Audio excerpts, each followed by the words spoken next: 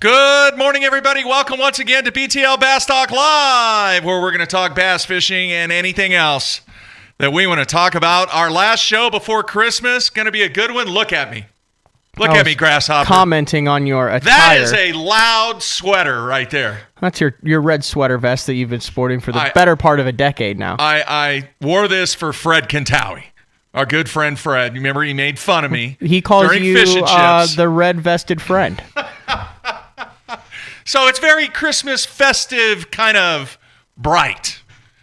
I should have had green sleeves. I did have some green sleeves, and I couldn't find it anywhere. It's like the Christmas third jersey. It's got some of the key colors, but, you know, they like to do that gray for the third jersey. But, no, you also, I commented, you look like Jim Tressel. Yes. With the gray long sleeves and the red sweater. I tried to get you to put the small spectacles on. I have those because, there, what do you think? That you actually do, so... There you have it. 32 nice. Quick. We both have glasses. One. Both have glasses on. This would never have happened brutal. when we started this gig 8 years ago. No, that's what happens with age, right? Trying to get the puffer juice out of my eye. Good show today. We're going to have Kent Brown, the West Coast Czar, is going to be on live via Skype. We're going to get his take on 2018, see what his thoughts are, both on the Elite Series and the FLW Tour, and anything else that's going on from a West Coast perspective. Now, from what I understand, and once again, my memory... as you get old, Matt, you start to forget things. But I think the biggest show, outdoor show, that kicks things off for the season takes place on the West Coast. I could be wrong. It might take place in North Carolina, but I can't remember. But I know that there is a big show out on the West Coast, and I'm sure the West Coast Czar knows about it. Is that the one where he's always set up and all the guys are always out there and kind of the first look? I think that's what the one it is. Doesn't he do like hog trough stuff and... Well, they all do that now. I wish we could have him on to ask him if possibly any of this was correct. Who's that, Kent? Yeah. We're going to get to him. I know, I was being facetious. We're going to get to him. All right, folks. Let me just say this. All right, a couple shows ago, I believe when we had Dan O'Sullivan on, I asked for 20 volunteers. 20 volunteers to be able to watch something that we have been working on for months. And yesterday... was not the day that the 20 people are going to witness or watch, whatever you want to call it, this little project that we've been working on. But yesterday was a big day for us because it was actually the first time that we tested it on the water. And what did you say when you walked into the studio today? Man, I've never seen you like this before for a long time. No, the first thing I said was, you look stressed out. Was that not the first thing that I said? That was, yeah. And you said, don't talk to me. I have 4 things that I need to do before the show. Okay. So I didn't talk to you. That is true. That is correct. I also was working on putting our best of show together, which are we still shooting for Tuesday, or is that maybe going to be... I don't know. That might be pushed back? Maybe. I don't know yet. I don't want to say we did it because I actually got multiple emails from fans about what segments from the past year that they wanted on the show. So somewhere over the break... there will be a best of show. Actually inspired by the Ultimate Bass Radio best of shows. I think Mr. Brown did one when didn't he break his streak of 8 million shows in a row by doing a best of show?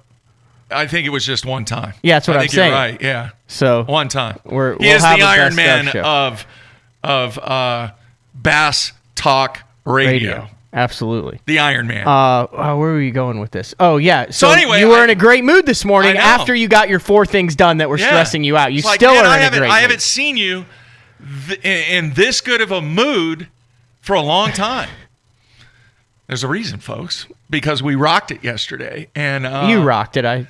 No, you did. Dude, you and Wyatt were a huge part of that. Huge part.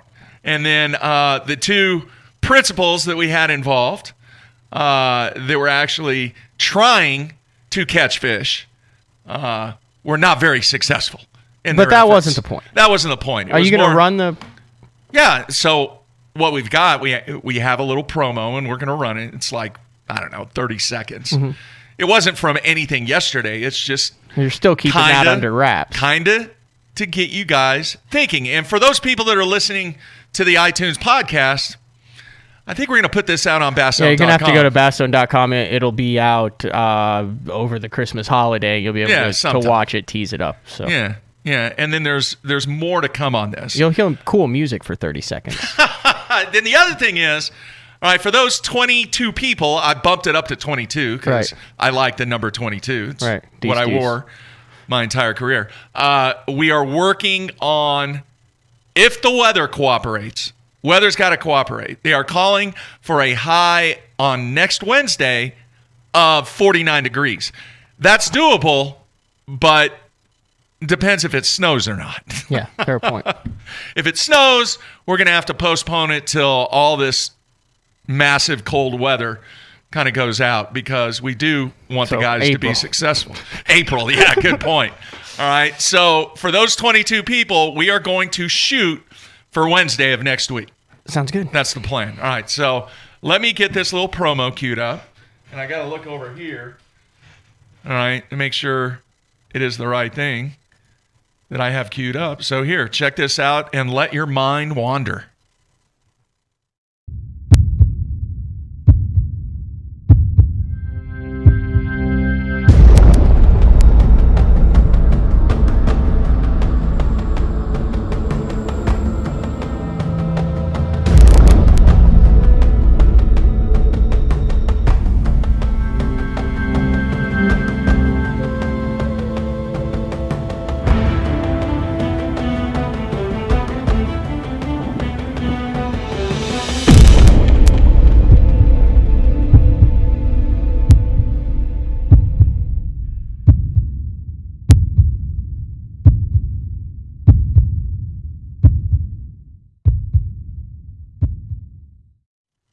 All right, there you have it. He's there for one-on-one live. Yeah. Now, I can only imagine what this is. You are challenging BTL viewers to come play one-on-one basketball right in your driveway. Right out here, against you. That's right. And we'll have it on Facebook Live, and people can bet on whether or not the race to 10. That's right. Bring your game, Make it, take it. Bring your game. All right? And then we may even play some Pig, too. You have destroyed me at Pig. How that happens, I have no idea. Well, I have good hand-eye coordination. Dude, that has nothing to do with playing Pig. You can't teach that.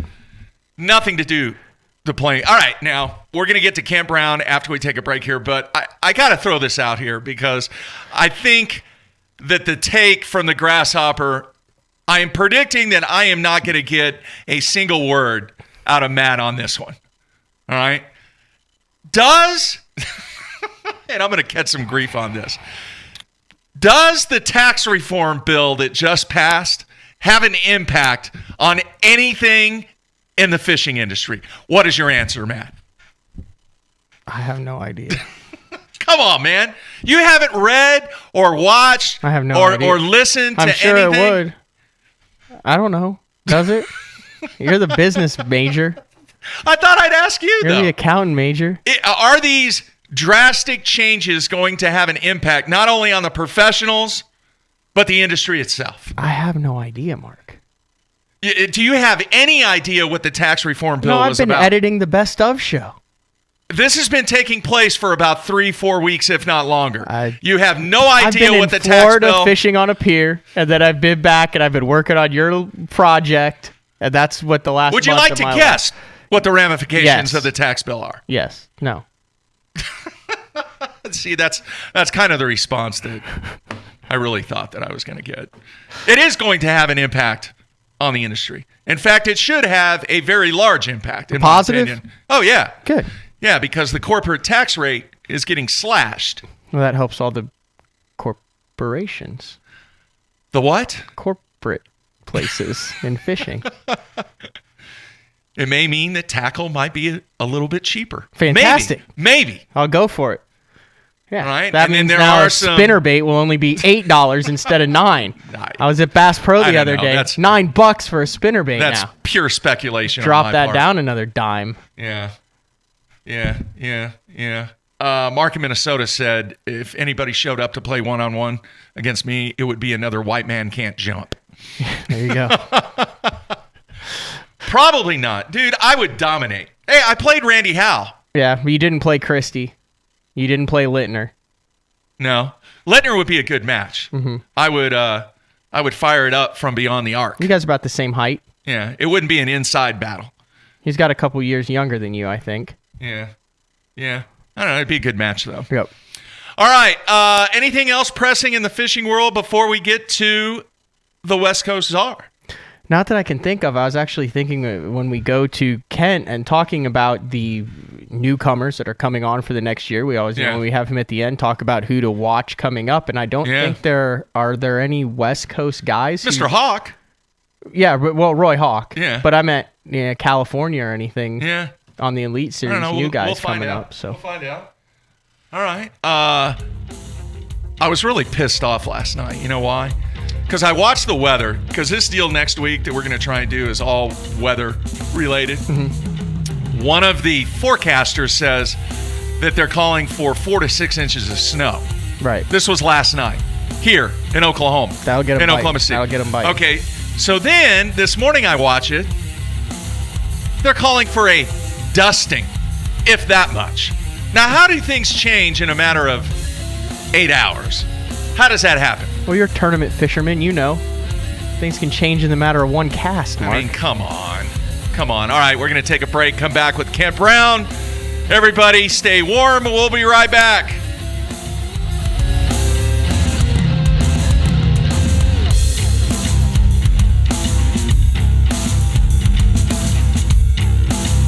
Most versatile fishing machine on Earth. Unparalleled resolution and clarity, with more agility, lightning speed, and brute strength. HDS Carbon takes rapid response performance and screen technology to an all-new level. Maximized power, maximized visibility.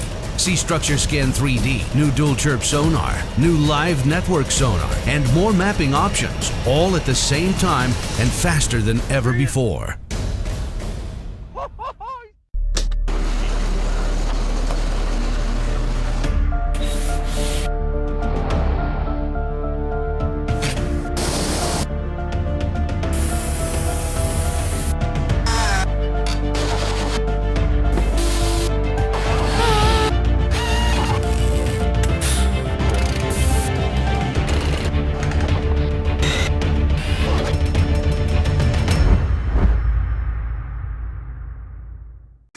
Pros depend on hydraulic jack plates to get the best out of their boats. Do what they do. Demand Atlas performance. Atlas gets you from the bottom to the top in less than 8 seconds, even with the big 4 strokes. And when you gotta turn right around and get that heavy load back up in rough water, Atlas's innovative design and American-made components will get you there with confidence. I'm at Depot. Just look for yourself. There's an Atlas jack plate on just about every professional's boat. The Atlas Hydraulic Jackplate. You can depend on it. My rods look different because they are different. Every rod is built by the pros and for the pros. When you pick up a white Duckett fishing rod, you're getting a cutting-edge rod, one that's truly pro-driven, with the actions you need for every bait category you fish. I put my name on it. It's my promise to build you a great rod you can count on. Duckett Fishing, Micro Magic, Macro Magic, or White Ice. Try them. They work.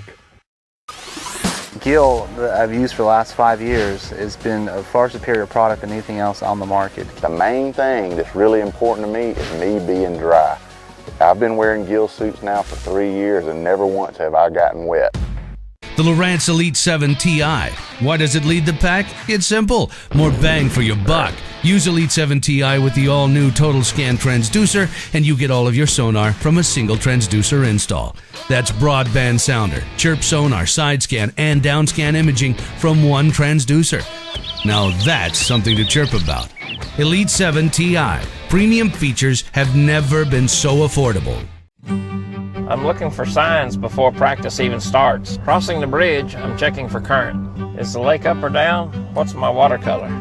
Bird activity tells me where the shad are before I ever launch my boat. Sometimes the best things hit me right in the face. The pesky biffle bugs. There's always a hatch on your lake. Made in America by Jean LaRue Lures. Dang bug juice, it's everywhere. When I talk about Sunline, I think of one word: confidence. Sunline FX2 is what I use for all of my frogging and flipping. S61 braid, which braid plays a big part in fishing line. Shooter, I'm going to use in those close quarter deals like flipping and pitching. One of my favorite techniques in fishing the tournament trail is to fish offshore ledges. We have taken the questions out of the equation. Take my word for it. It works. It works, dude.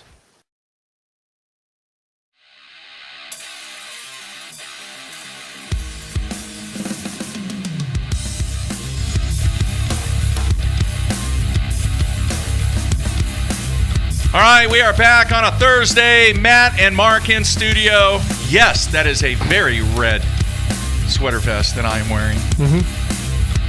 How is Fred? When's the last time you talked to Mr. Quintana? I talk to him once in a while. He catches a lot of ocean fish these days, and then he goes to fishes Clear Lake, and then ventures out of the country for as many industry jobs and whatever it is that he does. This is kind of a mystery. He does a good job at whatever it is. All right, let's bring in our guest now. Kent, you there, man? Hey, what's going on, guys? How are you? That is quite the nice Christmas tree at the Brown house. You know, that's the small one. You got to see the other. We have to have two. We have to have two because my wife likes craft fairs. Not quite as much as Cody Meyer's wife, Carrie, does, but because they ran into Cody and Carrie actually at several craft fairs this year. So in case you're wondering what Cody's doing. That's still a thing? Craft fairs? Oh, yeah. Really? Well, Matt, don't you have a new significant other? Wow, that's a good. Yes, I do. Well, then you're going to learn about craft fairs. Call Cody; he'll get you all filled in on it, pal.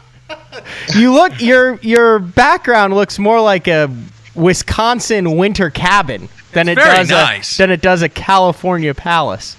Well, now Skeet's got the California Palace, guys. You know that. Skeet's got the California Palace. So, man, that is a red sweater, dude. That's I love it. You know, I have a feeling, I'm not sure, but is there a motorhome parked in the yard? Not yet, man. Not yet. I'm there. I am there, but not there yet. That crapper's full. I can see it now. Wow, we're off to a good one here. I know, man. It is very red. It is very festive. And I don't know if you were listening earlier, but Fred... It's very Cousin Eddie is what it is. Yeah, Fred Quintawi absolutely destroyed me and made fun of me at fishing. He wasn't making fun of you. He liked you because you remember you went on that heater on the blackjack table wearing the red sweater vest, and it became your lucky symbol. And then he was just yelling the red vested one over and over at the casino while Jeffries went on this massive heater, and then he proceeded to wear the red sweater vest the next 3 days. There you have it. I have known Freddie for 30 plus years, and have had the privilege of having dinner and cocktails with Fred a time or two. Yes. And that nothing about that picture surprises me. But, you know. Hey, you've known him for 30 years. I'll give you $5 if you could tell me what he does.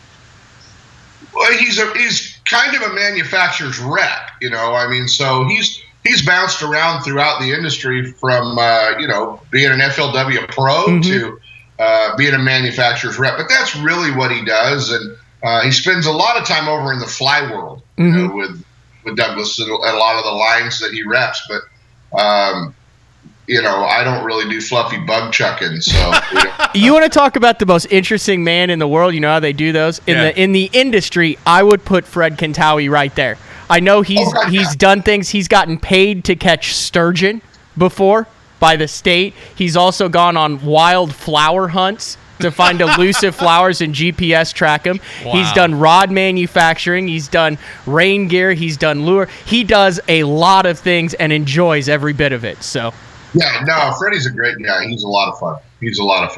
All right, let's talk 2017. I want to touch on it just a little bit and just kind of wind down what your thoughts are about the Elite Series, about how things kind of wound up both on the Elite Series and FLW Tour.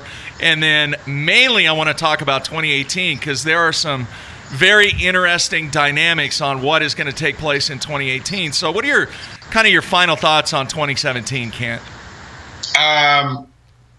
one of the most well-deserved Angler of the Year titles in the Bassmaster Elite Series in quite some time. Brandon Palaniuk, first of all, Brandon's such a deserving guy and a great angler. But more importantly is when a guy wins that title, he's a good representative, but an overall 100%. You guys know him.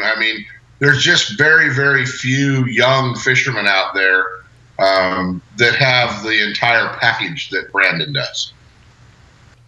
All right. So that was the biggest thing in 2017 was BP. Also the first guy to win it and have a finish in the triple digits with the performance that he had. What did he finish? 102nd at like Okeechobee. Always the positive guy there, Mark. Dude, I am giving him positive props giving you a there. hard time. It is. Well, what do you have? Was it 6 consecutive Sunday cuts on the Elite Series to close things out? Yeah. Yeah, just that has to be the highlight of 2017 is obviously Brandon, winning the event. 2017 has seen a lot of shakeups in our industry.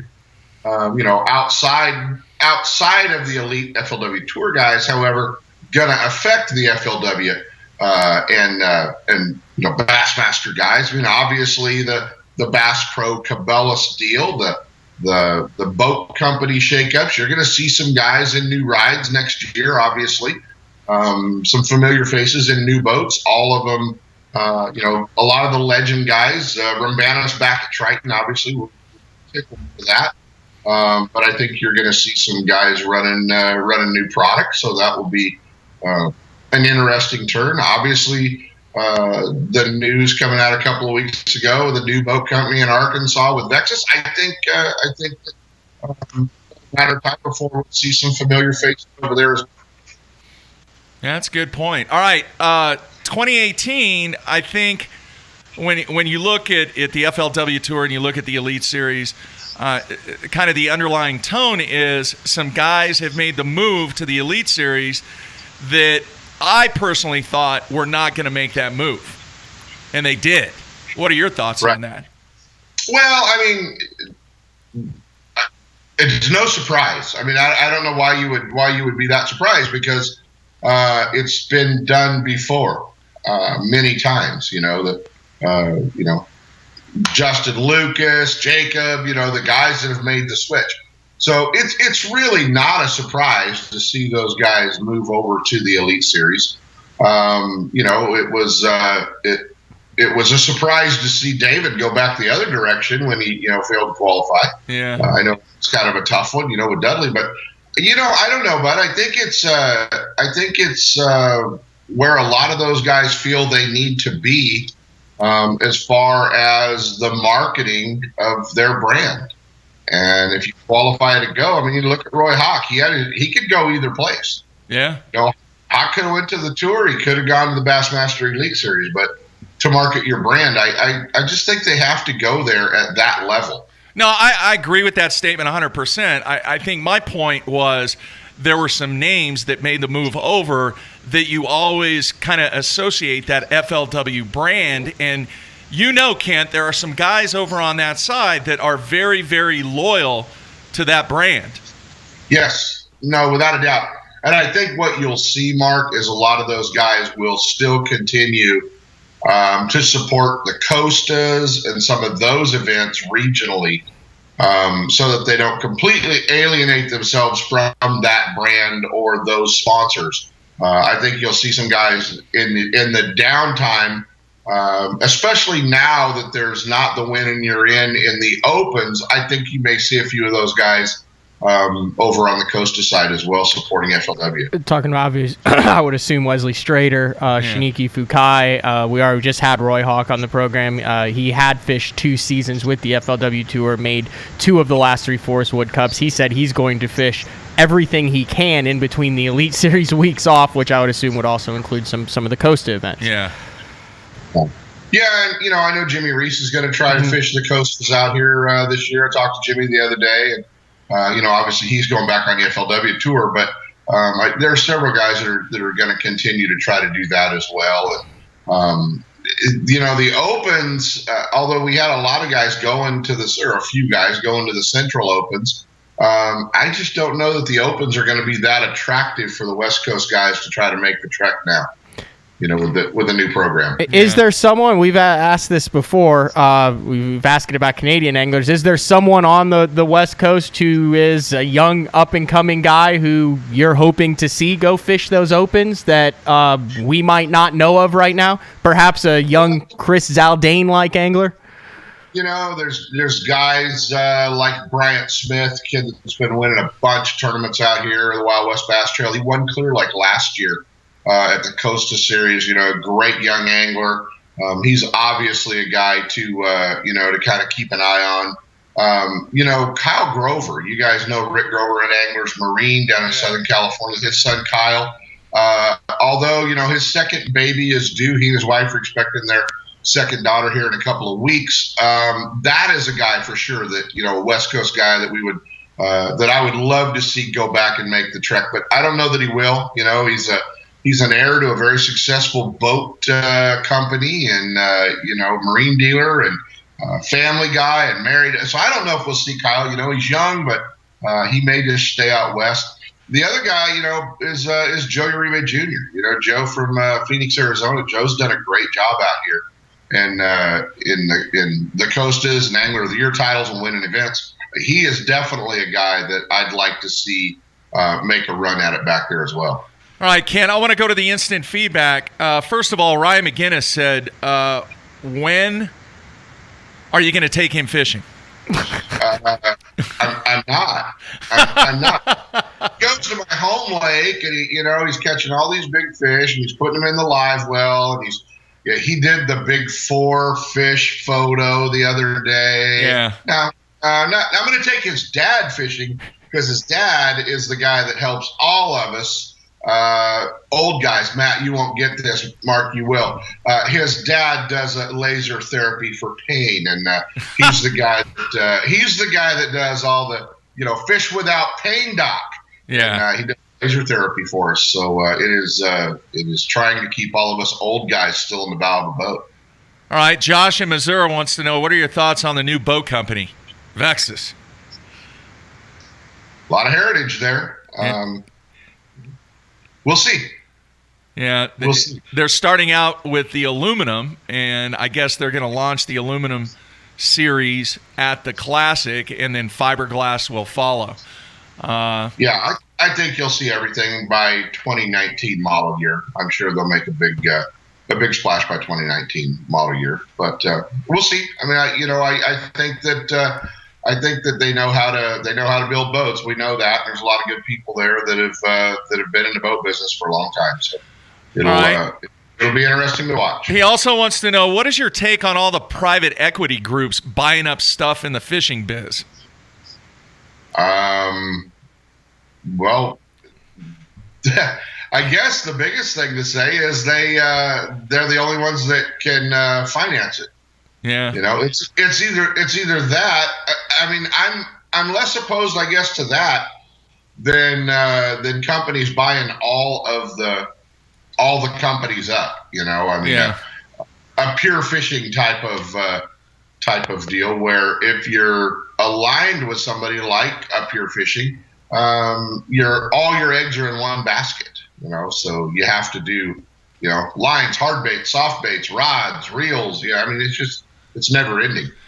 Kent, I have a couple of questions, and then I want to get into some West Coast fishing. My first question is, having been in this biz for a long time, what is more important today, digital or television?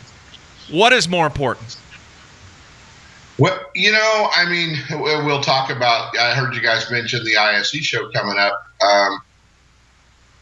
We, a couple years ago, put a couple of guys on the demo tank kind of as a trial. I did, because I run that program for ISE, booking all the seminar speakers. So anyway, I put a couple of guys on the tank that had a huge YouTube following because I wanted to see what kind of effect it had, what kind of attendance, what kind of crowds they drew.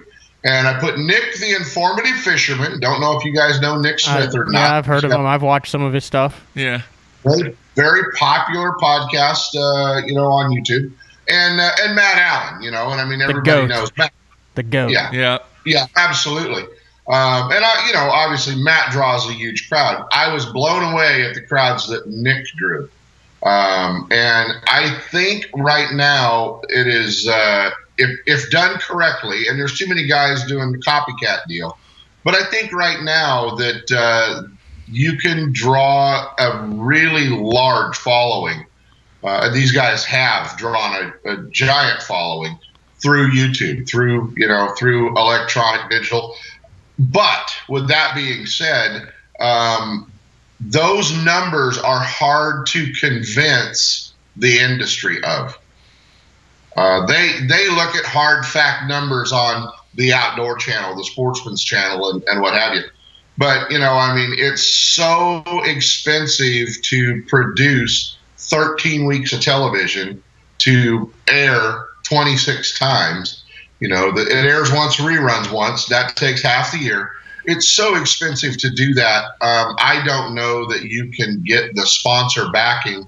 You guys have been to the ICAST show when everybody only needed $50,000 only from each individual sponsor for you to be part of our television show. Yeah.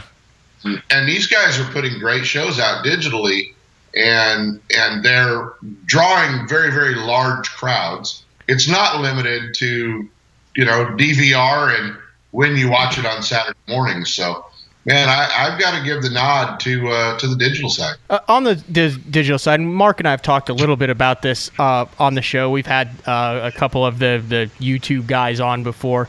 What do you think it is that the average fan, and let's just say some of these guys will draw a crowd as big as a Skeet Reese or a guy who's won Classic, won Anglers of the Year, and I really don't know what the Informative Fisherman's background is. I know he's never won an Angler of the Year. He's never won a Classic. He's never won an Elite Series tournament. But why are these people attracted to it and listen to what he says and then do what they say when there's no, I guess, tangible pedigree behind it like there is from a performance standpoint? A performance standpoint like there is with a Skeet or an Ish or something like that. Well, I think that there's a lot of anglers out there that may know who a Skeet Reese or Ish Monroe are, but they don't know their pedigree.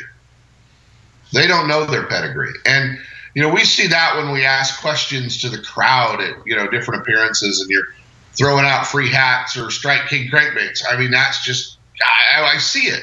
So I don't know, I think as fans of the sport, we know the pedigree, but for the casual angler, they don't. And the one thing also, I think they can relate to those guys. Mm-hmm. They relate to that guy that's not fishing in a $70,000 wrapped boat with a matching shirt and matching shoes and matching truck and matching, I think they relate to that guy. I think they have a hard time relating to KVD or Skeet because of what they do, their ability, their level, and their pedigree. All right, cool. Now, you mentioned the show. Like I said, I don't remember. Is that really the first big show to take place on the West Coast? Well, we kick in the West Coast, yes, and across the country, it's one of the first. There's a few I know around. We're just talking to the other boat reps that that happened in the first couple of weeks. We're the third week of January, 18th through the 21st, and it's at Cal Expo in Sacramento. And it's the largest outdoor show in the West. Fishing, hunting, camping, fly fishing, everything is there. Everybody is there. And, we've this year will be my 30th consecutive year speaking for the International Sportsman's Expos. It's a long time. So, yeah. Yeah, I'm their longest standing seminar speaker. They can't get rid of me now, So how old are you, Matt? 33. Yeah, you were. Yeah, I don't remember much before 5, so I don't remember any of your seminar. 1989 was about the first seminar I remember. Well, I've got a great picture that I run every once in a while of about a 12 or 13-year-old Justin Lucas hanging out and talking to me after a seminar when we had come down off the demo tank. So Justin and I got a big kick out of that picture. So you started that seminar roughly around the same time that Elias won the Classic on the Kneel and Reel. Roughly around, within the same couple of years, though, to put that in perspective. You think about all the stuff, that we've seen coming around the demo tank. All the baits. And I mean, let me tell you what, Skeet used to beg us to get on the tank. Oh, come on, man. Let me just do a seminar. Let me just do it. Now we have to buy him a damn car to get him up there or something. Okay, let me ask this. Do you remember what you talked about in your first seminar 30 years ago? What was the topic? What were the products that were hot that were introduced? Yeah, I do, actually. And my first seminar we did, because obviously the West Heritage with D. Thomas, we did a lot of talking about, flipping and pitching and a lot of the baits from Bobby Garland. The Gets It and the weapon jig. I mean, that was one of the baits that we spent a lot of time talking about because we were all tied in with Gary and we were producing the weapon jig out here in Orville. And, we were the first ones. Gary and Richard were the first ones to put a round bend hook in a jig. First one to put a needle point hook in a jig. First one to put a rattle in a jig with the weapon. And we were pouring and painting and tying them all in our garages down here. So yeah, it was a little heritage there. Wow. All right. I want to talk a little bit about the fires. All right. And I know a lot of the fires were taking place down in Southern California, but I mean, you guys have gotten hammered. Has that impacted any of the areas from a fishing standpoint? Any of the anglers that live in those areas? Yeah. I mean, how much impact in the industry have the fires had? Absolutely has impacted, and the biggest impact that we've seen on the fishing is obviously Clear Lake, and it wiped out one section right down to the water line, and burned numerous houses, an entire mobile home park. It really devastated Clear Lake, and that was this year in October. Into September when the fires were burning in Napa and Santa Rosa and all that area. So that was really bad. And then, obviously what we're dealing with now in Southern California down in Ventura and Santa Barbara area. Yeah. How is the dam situation? Is that all taken care of?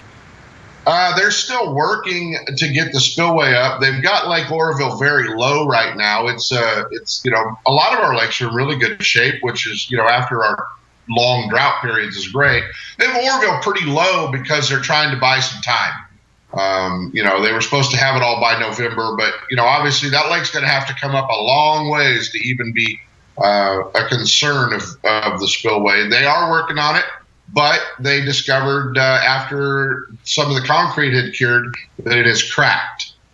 Some of the new concrete they poured has cracked. Now they're saying that it's a very normal process for concrete to crack like that. Other people are panicked about it. So we'll see. Talk about the process. The fires in the lakes and the water level, and I've heard people talk about that Clear Lake. It was kind of having I guess not a down year this year, not as massive as some of the tournaments that they had seen in recent years. Is that true that Clear Lake's kind of in an interesting phase? Yeah, we had a big fish die-off, Matt. That was the biggest problem that Clear Lake went through. And because of some algae blooms that we had 40 days over 100 degrees out here this summer. And we had a big fish die-off. And it not only killed, a lot of the threadfin shad in the lake, it killed bass, it killed crappie, bluegill, carp, it killed, hitch, it killed everything. Then obviously the rumor mill that all the fish at Clear Lake died, and that is absolutely not the case. But it definitely had an effect, and the low oxygen content really made fishing tough. It was pretty tough fishing up there, especially in the fall. We did not have a 20-pound bag weighed in during our Triton Owners tournament in October.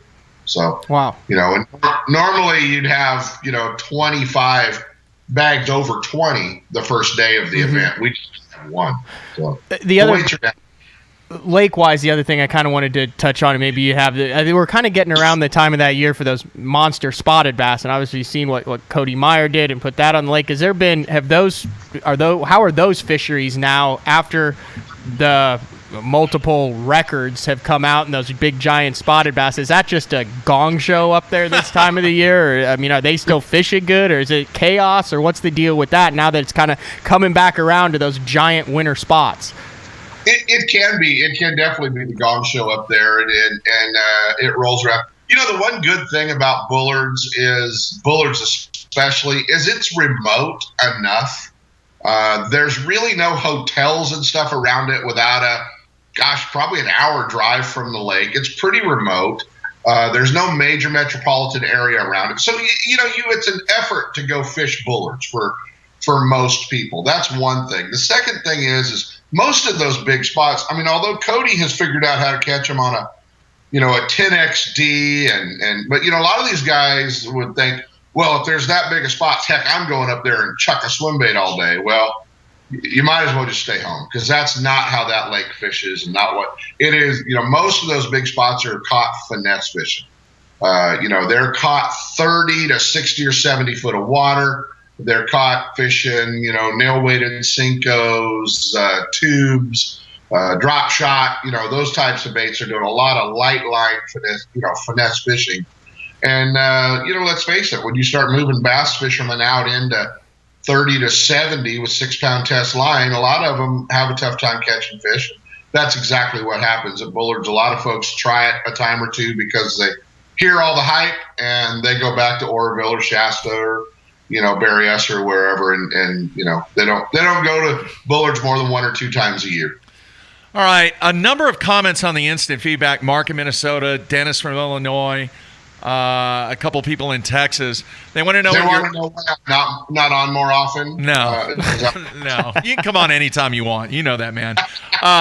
They want to know your thoughts on the new Tracker boat, the new aluminum boat that is less than $10,000. Have you heard about this, Kent? Yeah, it's awesome, man. I mean, being the Triton rep here in the West, hell, I hope we get one. That's less than 10,000. I think it's great, man. Let's get more people on the water. How many fishermen do you talk to that say, well, I started fishing out of a bass tracker, and maybe that guy owns a new Bass Cat or a new Triton or a new Skeeter or a new Ranger, whatever. And that's awesome. I think the more people we can get on the water fishing helps the fishing industry survive into the future. What was your first bass boat, Ken? 1977 Monarch McFast with a what? With a you know what, Pegger? I'll send you a photo. I'll send you a picture. It sounds like a cereal name. I'll have a bowl of the Monarch McFast. That's right. Yeah, it was a McFast 17, and unfortunately now the instant feedback's going to light up with a bunch of guys who actually. The boat was built in Monticello, Arkansas. Okay, so Monarch. But I don't want to play Ken Duke on you, but do you guys know who won a Bass Angler of the Year title out of a Monarch? Rick Clunn? Negative. His first boats were glass straws. Roland Martin? No, Jimmy Houston. Really? Jimmy Houston used to run Monarch boats. Yeah. So before his long tenure with Ranger, actually. So hey, yeah. Rod Wynn just said hello. Hey, Rod's got the coolest shoes. I thought of Rod the other day, man. I had to go buy some new shoes, and I hate shopping for shoes, but Rod has the world-class collection of Nikes, man. Jeffries just got a new best friend. Oh, dude, Rod has matching Nikes for his boat, for his mood. Pop one of those off, Jeffrey. Show our viewers. This is like my C+ game right here. It's not my A game. I just grabbed a pair this morning. Run the closet, Jeffries? The closet is a long ways away. But I am to show yours. Did you get new Nikes? Did he go away? He froze. He went away. Oh. Dude, you went away. Maybe he went. No, he's back. Okay, he's back. No, I thought you were talking to somebody else. No, yeah, but I don't have him on, dude. It's early. Oh, okay. I had a lot of drama. I was trying to get Skype set up this morning. Someone had unplugged the Keurig, and I had to reprogram it. I can run a Carbon 12 HDS. I couldn't run the damn Keurig this morning. Not happy. That's pretty funny. You're a K-Cupper, huh? You love your K-Cups. Oh, yeah, absolutely. Absolutely. Have they ever been involved in the game? Has Keurig ever sponsored anybody? No. If they do, it'll be Randy Howe, just for Robin. Is she a K-Cupper? Yeah, Robin's big coffee girl. All right. Back to the instant feedback. TJ wants to know, do you think it will be Bass or FLW to ever host another major event on the Columbia River? That's a good question. Wow. The answer to that question is probably neither. Really? Yeah. I mean, I'd love to see it. I'd love to see that. It's a great fishery. But there were a couple of guys up there that were raising the money for Bass to come up there and FLW to come up there when they came up to the Columbia.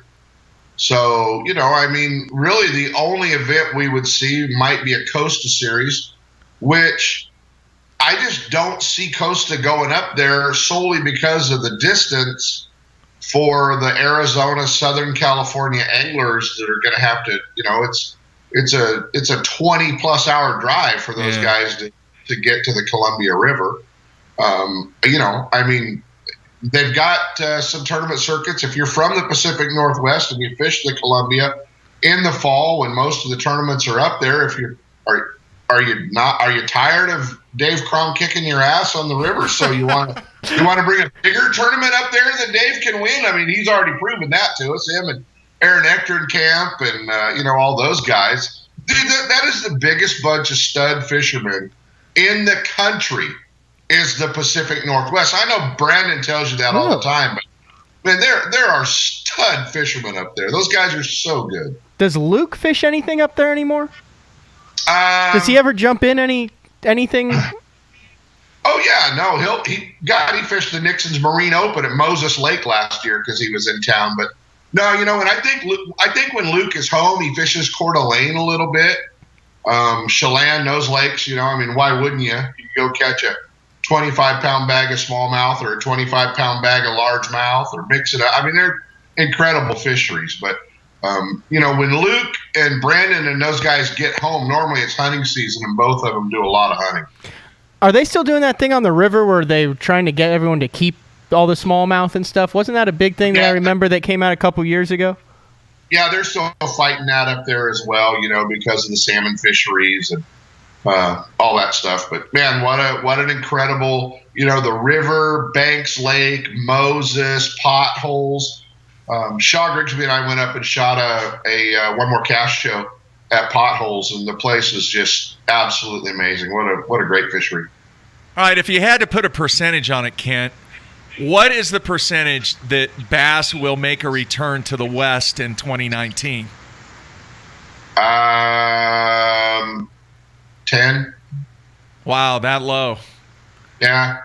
I know we talked about last time you were on the show some of the other factors that a lot of people don't know about that are involved in bringing an event to the West. Are those things still the biggest factor, or is it just not going to happen? I think it's a huge factor that we don't have the communities that will put up the tourism dollars that are required for Bass to bring an event. Now, will the elites come back out here and do the Delta and Havasu or, probably we'll see them back, I think. But I really don't foresee an open anytime soon. We still have FLW out here running a Costa Series. We'll be at Havasu in February, Clear Lake in the spring, and then the Delta in the fall. So we do still have a very strong Costa Series here in the West. I don't know that we'll ever see an open series out here. Every time I talk to Jerry or every time I talk to the guys at Bass, I always ask them when we're going to see it. I don't know if we ever will again because of the perceived travel, how far it is. Maybe the new owner's a big fan of the California beaches. Well, it's kind of what we're hoping, that he's also, he's also a fan of some of the companies that are, backing bass that will, come out here and play. But let's hope so. We sell a lot of fireworks in California, so there's some ties in here. Hey, can the city of Sacramento support a Bassmaster Classic if it was to go to Sacramento? Yeah, absolutely. Facility-wise, for sure. What about fan-wise? I think so. Because you do get a lot of folks that come to the Classic because it's the Classic no matter what. Now, what I can tell you is, and I think we talked about this last time I was on the show, they can't launch out of Sacramento for the Classic that time of year. Because of rain, the park where we were all at, Matt, last time they were at the river in Sacramento, the week of the Bassmaster Classic last year, that entire park had 30 foot of water. Oh, wow. That was way above. The park is way above where the launch ramp is, too. I mean, it's like a bluff. Yeah, the river, the launch ramp, the bluff, all that was underwater. So they're just not, they can't make that run that time of year. But it's not a big deal. It's about a 35-minute drive down to a launch ramp that puts them in the Delta. And one of them in mine, is B&W Resort, right in the center of the California Delta. Yeah. And it is still in Sacramento County, which is important for those folks who are paying the tourism dollars to not take them into San Joaquin County and launch them. So I was just thinking, let me be honest, we always ask you about these hypothetical tournaments that could happen on the West Coast. But you've been around for 3+ decades. In all your years, what is the best West Coast tournament that you can think of? It could be a Bass, it could be an FLW, it could be a U.S. Open. If you just had to pick one major tournament out west, which one sticks out to you in all the years that you've covered this? Well, I mean, I have to think that when Robert Lee won his 4th Bassmaster Blue Trophy on the California Delta consecutively, that was such a piece of history in our sport that gets overlooked. I mean, we had huge crowds at that event. We had a lot of West Coast support, obviously, we had a lot of West Coast guys make that final cut day. And probably I'd have to say the next one, although I know Skeet would argue with it, might be when John Cruz set the record, or didn't set the record, but won by an ounce. Mm-hmm. And then when Byron set the record at Clear Lake, man, that was pretty cool. When Byron won, the Elite Series in the corner, after he had, kind of backing up what he had done in the Open in the same corner. That was pretty cool, so, obviously all those being Bassmaster tournaments. But those are pretty special. I think the Stockton event, the very first Stockton event that Cruz won, for all the years that I was out there, I never saw a crowd. The weigh-in facility was, what is that, like a park?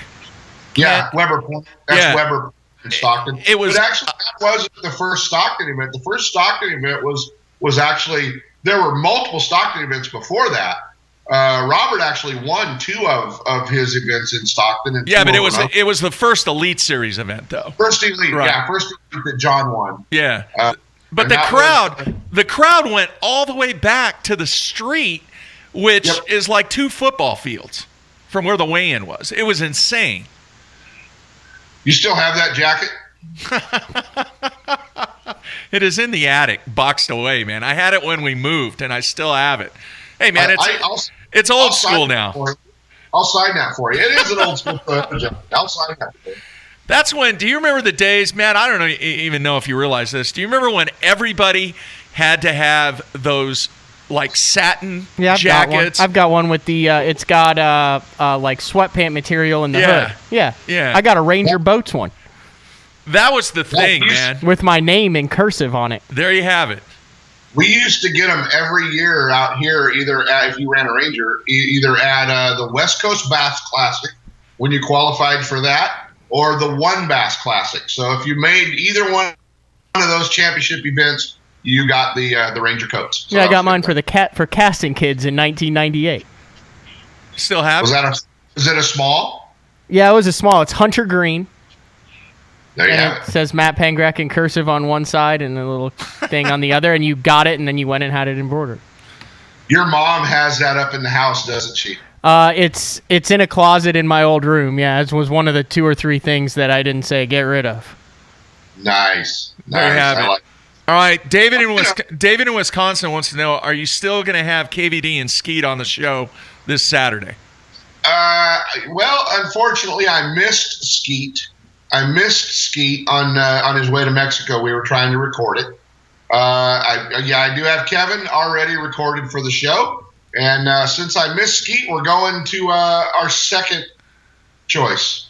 We're going to hook up with A-Mark. So Aaron's out in California visiting mom, and for the holidays, and he and Leslie and the kids, and so we're gonna actually hook up with Aaron. So we'll have KVD and A-Mark. Let's hope your audio is better with Aaron than ours was when we had him on last.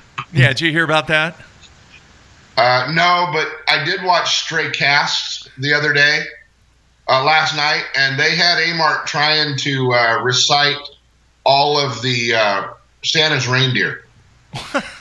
No. We had some deal where we were trying to get Aaron to guess what type of cat was making the meow. Because he's a cat guy. So I had recorded 5 minutes of meows, and then Jeffries accidentally hit play on the meows, and we couldn't hear it, but it was recording. So the whole time Aaron was interviewed, there were these cats going nuts in the background of the interview, and we didn't realize it till the replay. That is priceless. Yeah, you can go out and listen to it right now on the Aaron Martin's replay, towards the end. It was not intentional either. We had no plans of putting the random cat meows during the interview. Is that going to be on the Best Of show by any chance? It will definitely make an appearance on the Best Of show. Yeah. Nice. Am I making the Best Of show yet? Yeah, I have to go through because you were on a couple times when I wasn't on, so I have to go through and see if there's any gems in there.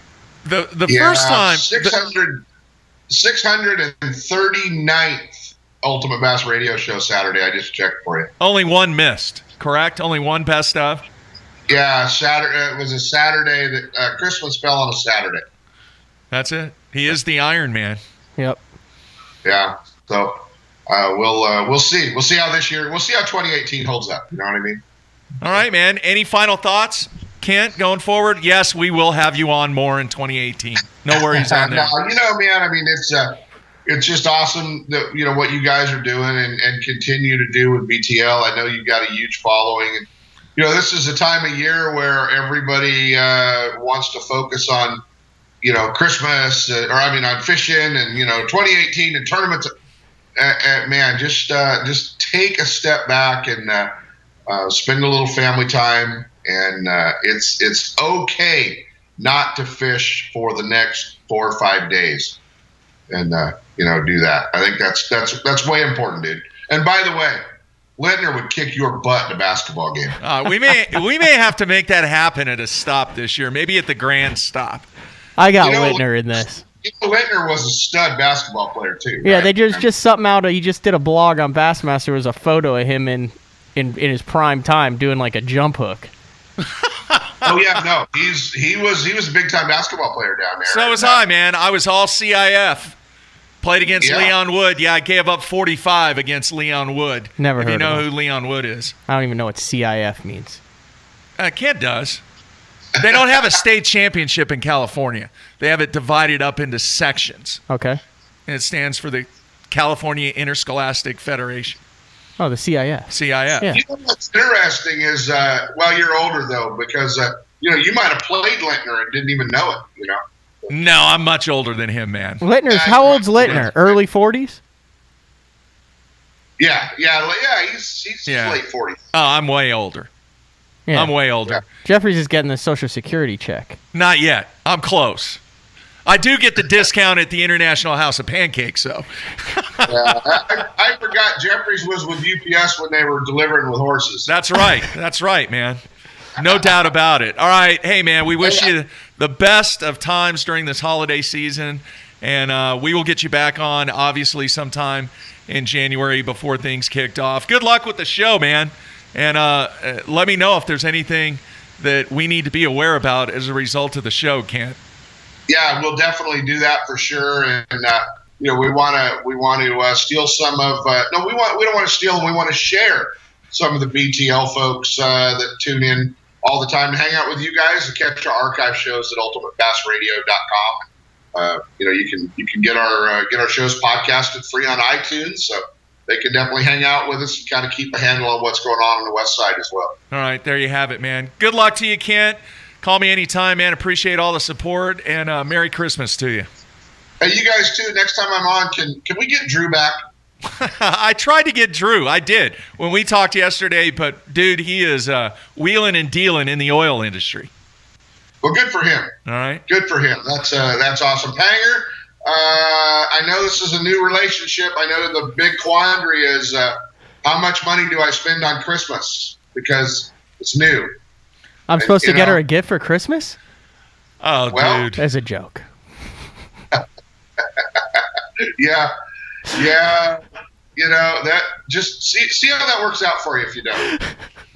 All right, Ken. Good luck. Thanks for the advice, Mr. Brown. You got it. See you guys. All right, man. See ya. All right, there you have it. Ken Brown, good stuff there. Mm-hmm. Always insightful with what Ken has going on the West Coast. Have you fished all those places out there?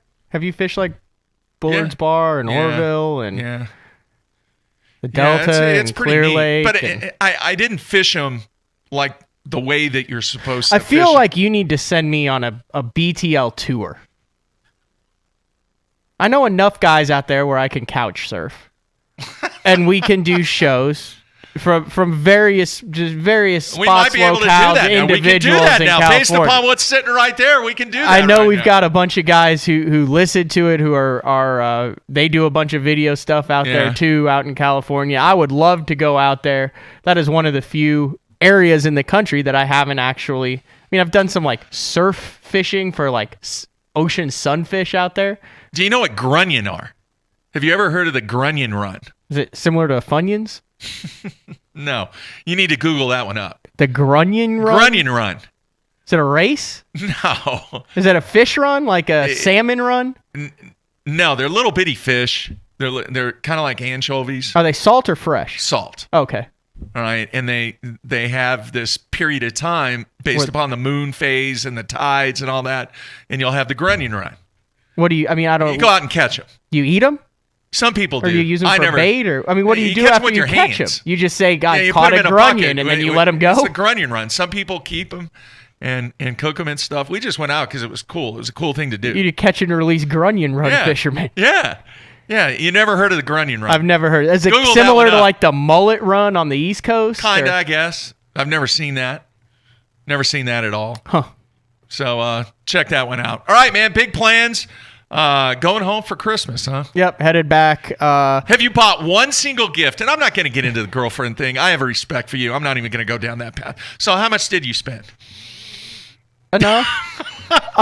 Yeah, I've headed back. I've been making fun of my eye, but I'm actually kind of worried about it because ever since I caught that puffer fish, it's been a little irritated. Yeah. So I've got an appointment with the eye doctor. And then you're headed home. No, then I got to go pick up the last minute Christmas gift. So you haven't done any shopping? No, I have done. I just have to tie up some loose ends. Now, do you it's have like the a tournament prep, man. You start thinking about it, you get the stuff, but you always got to make that run to the tackle store right before the Derby day. Yeah. Now, do you do the typical Christmas dinner with the family? No, we do turkey, mashed fondue. potatoes. What? Fondue. We get 2 pots, hot oil in the middle, aunt, uncle, cousins, my parents. And we've done it every year. You get chicken, raw, beef, pork, shrimp, jalapeno poppers, mushrooms, lobster chunks. All right. And you get them all on your plate, and then you have these 2 skewers, and you each have your color, whatever your color is, and you put it in the pot, and you fondue it. And then that's kind of cool. That's how we do it. We've done it every year, so for a long time. Do it again, yeah. I mean, ever since I can remember. Not very traditional, but no. And then on Christmas Day, just with my parents, we do a seafood dinner, and that's more traditional. We know, like baked bread and stuff. Yeah. We're Slovak, so we do sour mushroom soup and siddick, which is like a milk cheese thing that you thinly slice and. That sounds disgusting. It's actually really good. Ugh. Yeah. I'm not a mushroom fan either. Oh, this is good. Ugh. It's very good. Bad. All right. You just do the typical stuff, don't you? Or do you? Actually, we're talking about this year. There is a entertainment facility here in Oklahoma City that is actually going to be open on Christmas. And wait. You need to specify what type of entertainment facility it's here in Norman. will be it's providing right entertainment for lonely individuals on Christmas. It's a family thing, okay? Come on, dude. Get your Andy Alligators? No, it's you not. You taking the family to Andy Alligators? No. Heyday? Yeah. Oh, that would be fun. You got bowling. You got basketball. Yeah.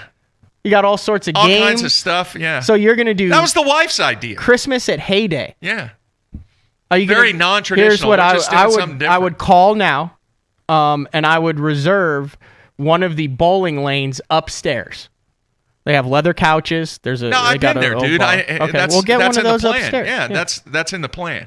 For the Jeffries family Christmas. And Mark's bringing his girlfriend, and we're going to have some other friends. So, yeah, it was kind of a cool idea. It was Carolyn's idea. And then you don't have to mess with the cooking and the stress. And the I mean, we had the big, huge family Thanksgiving dinner and all that. We just decided to do something different. So that's what we're going to do. Fantastic. Entertainment facility. I didn't say... You're the one who always says that I say the inappropriate stuff. I just let that one ride. They're throwing out some great ideas for you for your girlfriend.